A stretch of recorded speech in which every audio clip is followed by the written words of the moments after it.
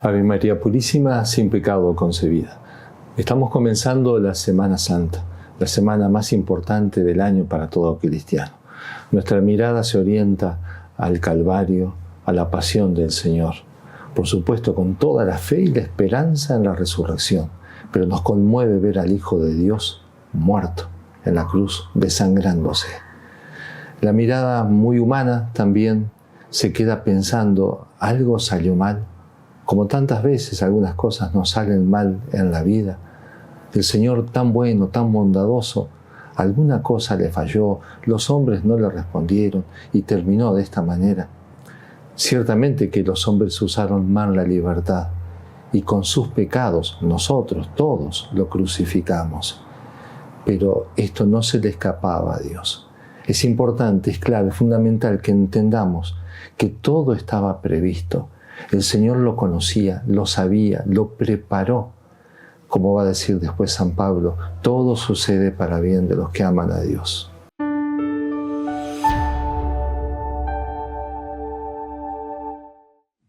Para ver mejor esto, tenemos las Escrituras. Vamos a los profetas del Antiguo Testamento. Siglos antes de Cristo estaban anunciando cosas que iban a pasar, ciertamente dramáticas, dolorosas, humillantes para el Señor, pero lo anunciaron.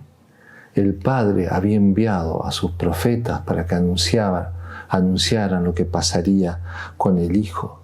Basta recordar solamente alguna que otra frase, por ejemplo, del profeta Isaías. Ofrecí mis espaldas a los que me golpeaban, mis mejillas a los que mesaban mi barba. Mi rostro no hurté a los insultos y salivazos.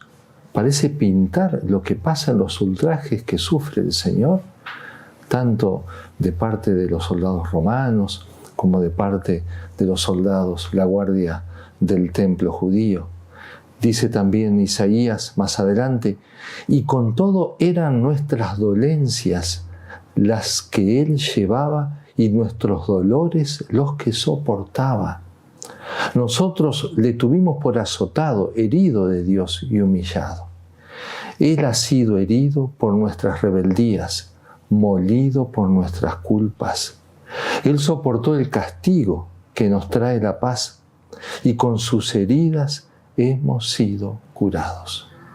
Más claro, el panorama, lo que el Señor anunciaba que pasaría con su Hijo, el Hijo de Dios hecho hombre.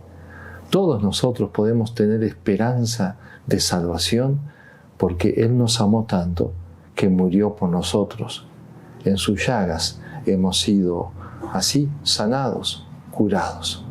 Pero dice la Dei Verbum del Vaticano II que la revelación se produce en hechos y palabras internamente vinculados entre sí. Ya hemos escuchado la palabra de algunos profetas que anunciaban explícitamente lo que sucedería. Pero es muy interesante también ver cómo estos hechos de la pasión se prefiguraron, se anunciaron en algunos hechos de la historia de Israel. Me detengo solamente en uno. Aparece en el libro de los Números, en el capítulo 21, una de las tantas rebeldías del pueblo judío contra Moisés y contra Dios. Ahora quejándose por el cansancio, por el calor, pero sobre todo por que estaban ya cansados de la comida que tenían, cansados del maná.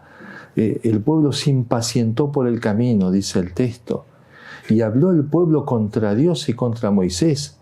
¿Por qué nos habéis hecho subir de Egipto para morir en el desierto? Pues no tenemos ni pan ni agua y estamos cansados de ese manjar miserable. Envió entonces Yahvé contra el pueblo serpientes abrasadoras que mordían al pueblo y murió mucha gente de Israel. Como otras veces había pasado, el pueblo tomaba conciencia de su pecado, de su rebeldía, y entonces se acordaban de Dios, de pedir perdón, de confiar también en la misericordia de Moisés y de Dios. Así es que dicen, hemos pecado por haber hablado contra Yahvé y contra ti. Intercede ante Yahvé para que aparte de nosotros las serpientes. Moisés, como tantas veces también, humildemente pide a Dios clemencia para este pueblo que es de dura cerviz, cabeza dura. Dios accede otra vez al pedido de Moisés, pero de esta manera singular. Dios ha escuchado la oración de Moisés, pero no quita las serpientes que van mordiendo a los hombres y los van matando. No las quita. Siguen haciendo su tarea esas serpientes. Les ofrece un antídoto. Les dice, hazte una serpiente abrasadora y ponlo sobre un mástil. Todo el que haya sido mordido y lo mire, vivirá. Moisés fabrica una serpiente de bronce a imagen de aquellas vivas que hacían morir a los judíos y la enarbola en medio del campamento. Cada vez que un hombre estaba mirando sus heridas, se acordaba y si miraba con fe aquella serpiente de bronce, se sanaba. Bien, fue un milagro portentoso. Tantos estaban al borde de la muerte y se sanaron. Era preciso tomar conciencia de la gravedad del pecado, vista ahora la gravedad de la consecuencia, la gravedad de la herida, la gravedad de la inminencia de la muerte. Era preciso tomar conciencia de que Dios estaba dispuesto a perdonar. Y era preciso tomar conciencia que había que mirar esa serpiente con fe. Los que lo hicieron quedaron sanados. Todo podría quedar aquí como un hecho más de la historia magnífica del pueblo judío y más bien de la historia de la acción de Dios para con su pueblo. Pero resulta que las cosas no quedan acá, porque en los tiempos del Señor, Jesús, hablando con Nicodemo, le revela esto. Le dice, como Moisés levantó la serpiente en el desierto, así tiene que ser levantado el Hijo del Hombre, para que todo el que crea tenga por él vida eterna. O sea, que aquella serpiente de bronce efectivamente tuvo una misión en la historia del pueblo judío, pero fue más sublime esta misión profética que Dios le da. Es como una profecía plástica, viva. Es una imagen profética que habla no solamente del poder y la misericordia de Dios, sino de lo que va a pasar con Cristo. Él también deberá ser enarbolado en medio del campamento para que todos aquellos que lo miren queden sanados y no mueran. La cruz, la pasión del Señor, entonces, no fue un accidente en la vida de Cristo, no es que algo le salió mal, esto estaba previsto. Cómo Dios fue anunciando a través de palabras, a través de sus profetas, pero también a través de estos hechos. Vivamos bien la Semana Santa y tomando de esa imagen de la serpiente de bronce que nos inspira a mirar con fe la cruz de Cristo, también saquemos alguna consecuencia para vivir intensamente estos días.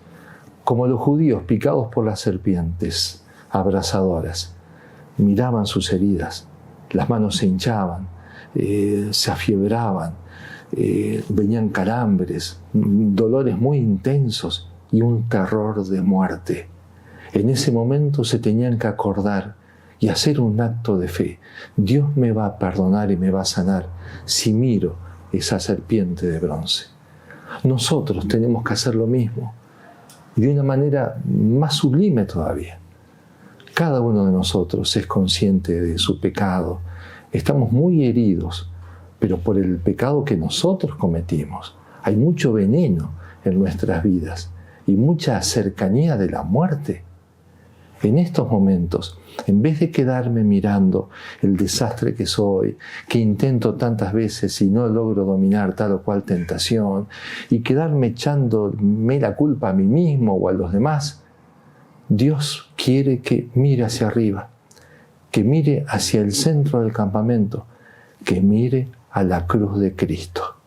Por eso el mismo Jesús también dijo en el Evangelio de San Juan: cuando sea levantado en alto, atraeré a todos hacia mí.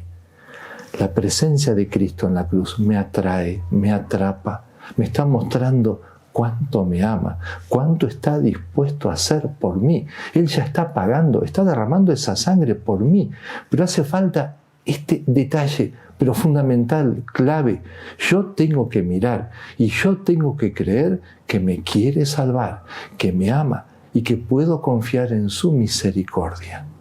Ahí entonces la redención se completa y yo me aplico la redención del Señor. Por eso, entonces, a mirar mucho la cruz de Cristo en la Semana Santa, a mirar mucho la pasión del Señor leyendo, releyendo los textos del Evangelio, meditando los misterios del Rosario o el Santo Via Crucis. Miremos con fe a este Señor que había sido prefigurado por aquella serpiente de bronce que fue salvadora para los que estaban mordidos y al borde de la muerte. Firmes en la fe.